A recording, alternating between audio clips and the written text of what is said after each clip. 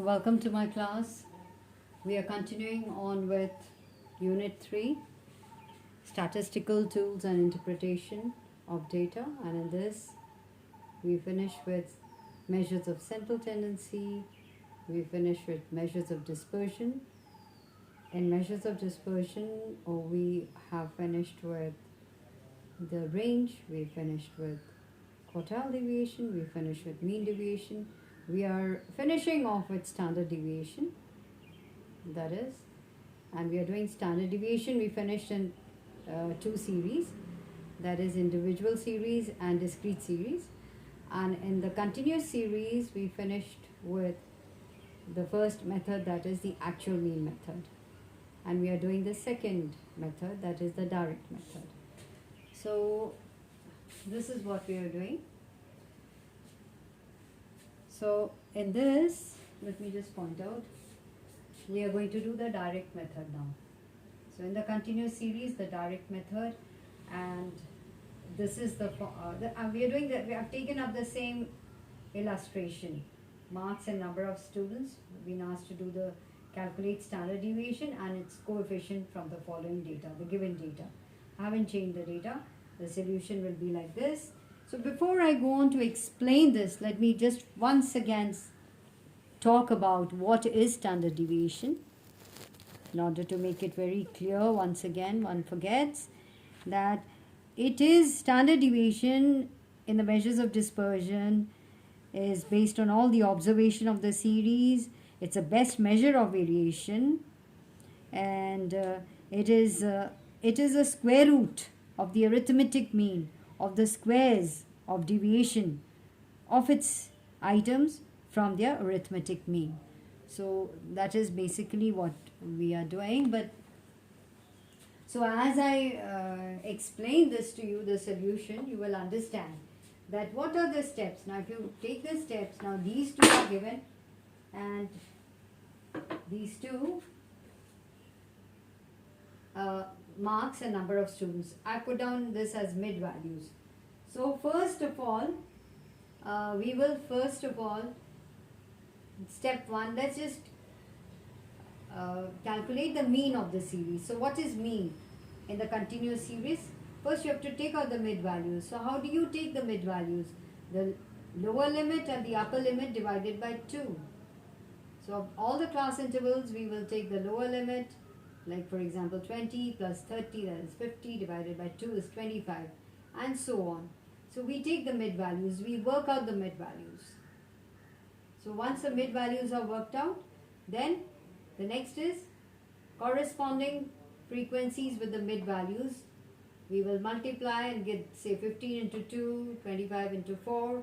This is how we get the corresponding. We multiply frequencies into the mid values. And two things we have to do here. We have to sum up the frequencies, which is 29 here.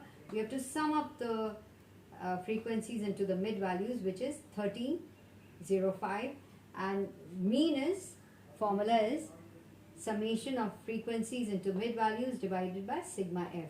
So just write down the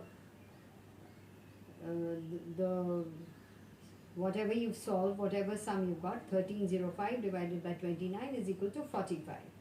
So 45 is the mean.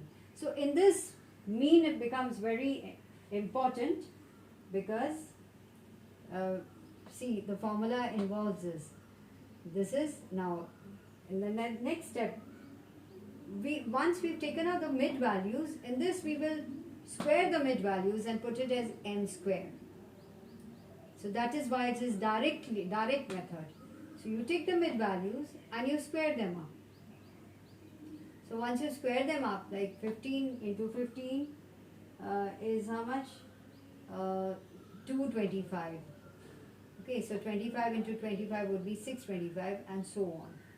So you've squared up each of the mid values, and you don't have to sum these up. Now the next step is we multiply the m square with their respective frequencies and obtain what is f into m square, each one. So we get f into m square, and once we do that, important thing is we have to now sum them up.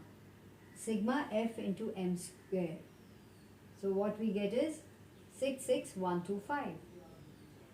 Then formula is, just look at the formula, sigma f m square divided by sigma f minus mean the whole square under root. So under root, then you put down the values as given. 66125 divided by 29 minus 45, that is the mean whole square. And this is how you work out. Okay, under root, then take out the square root, it's 15.97. That is a standard deviation. And for working out the coefficient of standard deviation, the formula is standard deviation divided by mean. So standard deviation, whatever you get, 15.97 divided by mean, which we worked out here, 45, and the answer is 0.355. Okay, so with this we finish the direct method. As you can see, I hope everything is very clear. Again, let me repeat, please do this in your notebooks. Second thing, open your books, see which illustration is given there. Please do that and do one from the exercise given, and you will be good to go.